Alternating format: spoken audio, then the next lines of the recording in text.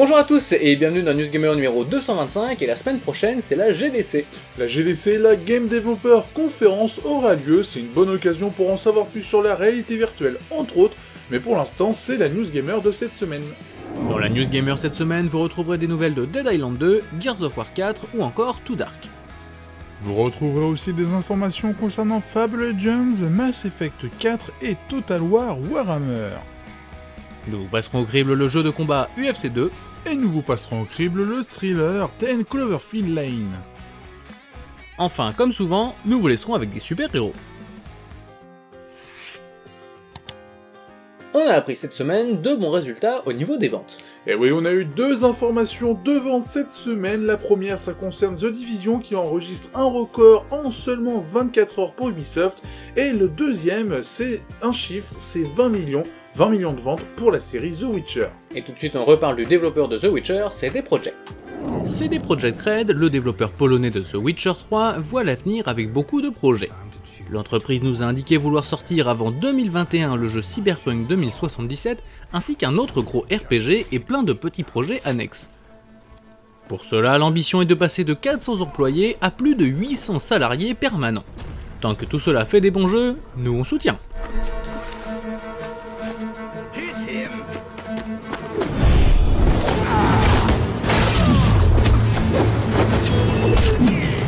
Bonne nouvelle pour le nouveau projet de Frédéric Reynal, Too Dark. Le petit jeu du papa de Alone in the Dark va aussi sortir sur console cette année. À cette occasion, un carnet de développeurs est sorti et nous avons appris pas mal de choses. Notamment 12 personnes travaillent actuellement sur le titre et un moteur de jeu a été spécialement conçu pour avoir la meilleure expérience visuelle et sonore possible. Une bonne vidéo pour nous montrer qu'il existe encore des créateurs. Pixel 3D qui s'intègre parfaitement à ces décors et à tous les effets de lumière. J'espère que vous allez apprécier notre rendu. Dans Too Dark, le son a une place très importante dans le gameplay. Des rumeurs en avaient parlé en début d'année, c'est maintenant officiel, il y aura un Sniper Elite 4 sur PS4 et Xbox One. Bon, pour le moment on ne sait vraiment rien de plus, mais ça fera un jeu sympa à faire s'il est de la même qualité que le reste de la série, et rien que ça nous fait plaisir.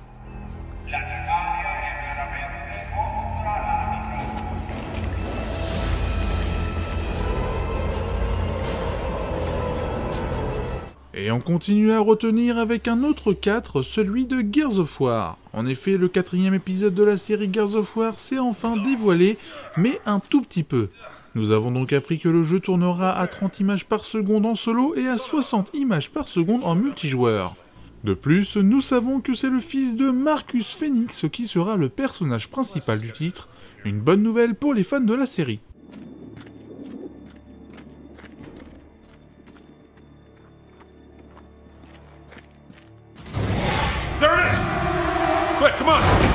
On n'y croyait plus, mais voilà que Dead Island 2 vient de trouver un développeur.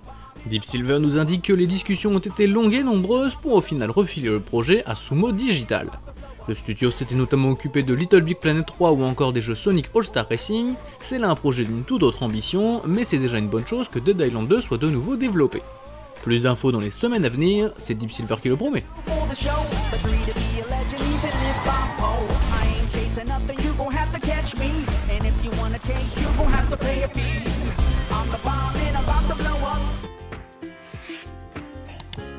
Nouvelle vidéo pour Quantum Break. Quantum Break, le nouveau jeu de Remedy qui a été annoncé dernièrement sur Windows 10 et qui sortira aussi sur Xbox One, s'est montré cette semaine avec une très courte vidéo qui enchaîne les images inédites. On aurait aimé avoir du gameplay. Et tout de suite une mauvaise nouvelle pour Fable Legends. Le choc de la semaine, c'est l'annulation de Fable Legends et la fermeture de Lionhead Studio. Sans que rien ne l'annonce, Microsoft arrête donc le développement de ce jeu de type Donjons et Dragons, pourtant en ce moment en bêta et plutôt attendu par certains. Aucune véritable justification n'est donnée et c'est un gros coup dur que s'inflige Microsoft, un coup dur incompréhensible.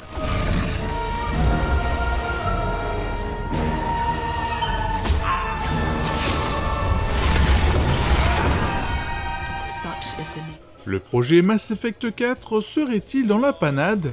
Cette semaine, c'est encore une personne du développement qui s'en va.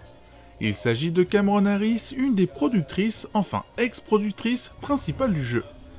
Nous ne savons pas si c'est lié à Mass Effect précisément puisque sur son compte Twitter, elle annonce arrêter définitivement sa carrière dans le jeu vidéo. Souhaitons-lui bonne chance pour la suite.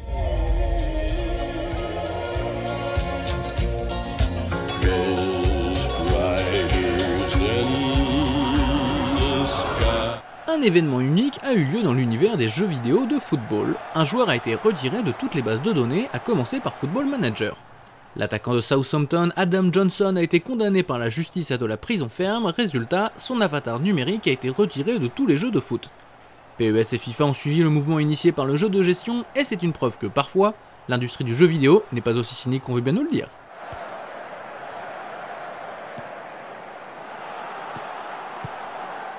Une news gamer sans retard, c'est pratiquement impossible. Cette semaine, c'est Total War Warhammer qui a vu sa date de sortie reculer de quelques semaines. Le jeu de Creative Assembly sortira donc le 24 mai prochain. Les développeurs nous expliquent qu'ils veulent créer la meilleure expérience de jeu possible. Espérons que ce soit vraiment la raison officielle. Part of playing as the dwarfs involves settling these grudges. It's best to keep on top of them as it's an affront to dwarven pride if vengeance is not exacted. Le jeu Hitman est sorti la semaine passée, sauf pour sa version boîte. Au dernier moment, Square Enix a retiré les versions physiques de la vente sans plus s'expliquer. Cela est peut-être fait pour que le jeu sorte en boîte avec tous les épisodes inclus, mais on pourrait nous le préciser. Et surtout, Square Enix aurait pu se décider avant la veille du lancement.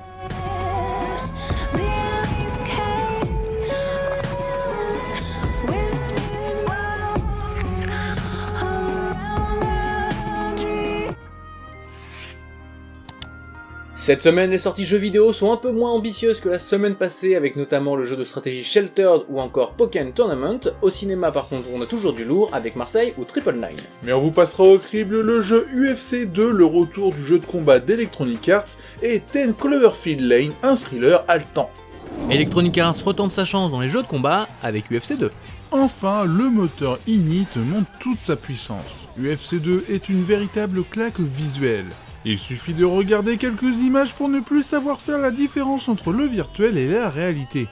Les différents combattants sont extrêmement fidèles et même les différents décors, spectateurs y compris, sont réalistes. EA a poussé le vice jusqu'au bout avec notamment des animations plus fluides.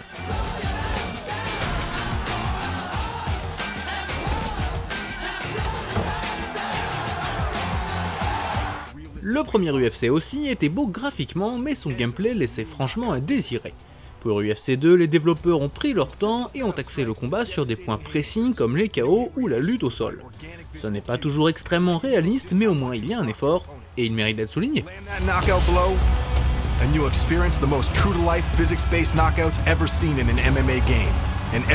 Comme tous les jeux, EA Sports, le contenu est au rendez-vous. Bien sûr, les licences officielles sont présentes dans le jeu avec toutes les marques et une grande partie des rings réels. Entre les matchs, le nouveau mode carrière et le UFC Ultimate Team, vous aurez de quoi passer des heures devant votre écran à améliorer votre combattant. En parlant de combattants, ils seront plus de 200, rien que ça. UFC 2 n'est pas forcément à la pointe du réalisme, mais fait des efforts, ce qui lui vaut la note de 4 sur 5. Used to counter takedowns and even slapped on in the clinch to create incredible finishes in the blink of an eye. Il y a quelque chose de mystérieux au 10 Cloverfield Lane. Le casting de 10 Cloverfield Lane est plutôt efficace. Entre réalisateurs débutants et acteurs plus ou moins connus, le film vacille. Derrière la caméra, on retrouvera donc Dan Trachtenberg et devant la caméra, on retrouvera Mary-Elizabeth Winstead, John Goodman ou encore John Gallagher Jr. en acteurs principaux. Bradley Cooper viendra aussi faire un petit coucou devant la caméra.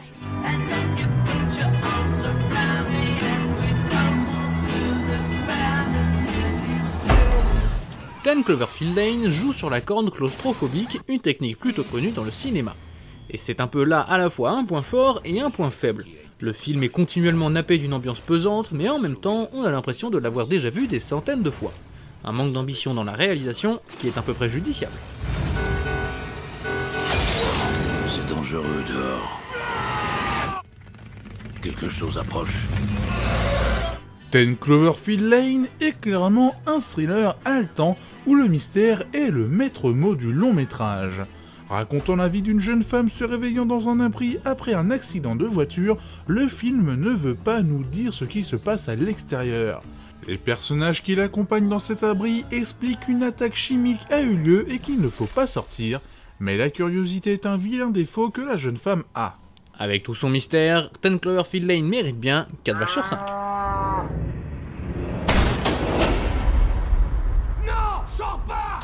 Non, sors pas! Non, n'ouvre pas la porte! Tu vas nous faire tous tuer!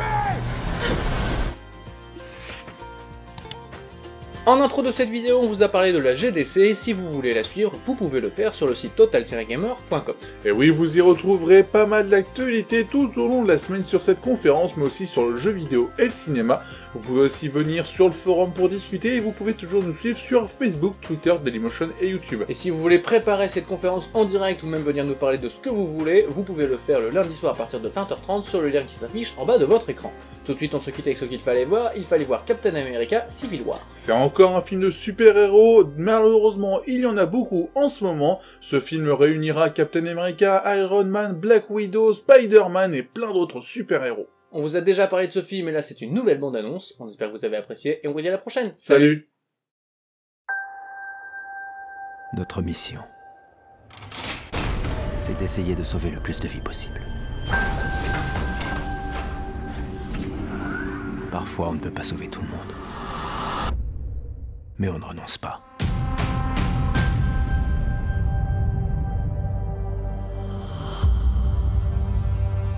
New York, Washington, la Sokovie. D'accord, ça suffit. Les gens ont peur, Captain. C'est pour ça que je suis là. Nos activités doivent être contrôlées. Quelle que soit la forme que ça prendra, je jouerai le jeu. Je suis désolé, Tony. Quand je vois qu'une situation dégénère, il faut que j'intervienne. C'est plus fort que moi. Et moi, j'écraserai bien mon poing sur votre magnifique dentition. Je sais que nous ne sommes pas parfaits. Mais leur meilleure défense, c'est encore nous.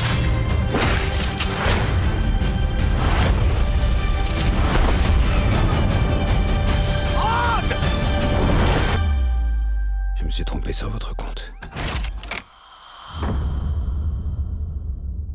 Le monde s'est trompé sur votre compte.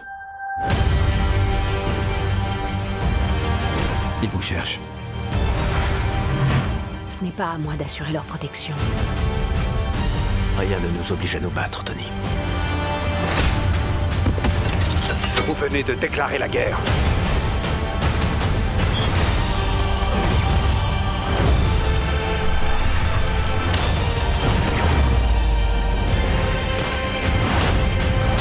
Rendez-vous. Dernier avertissement. Je peux faire ça toute la journée.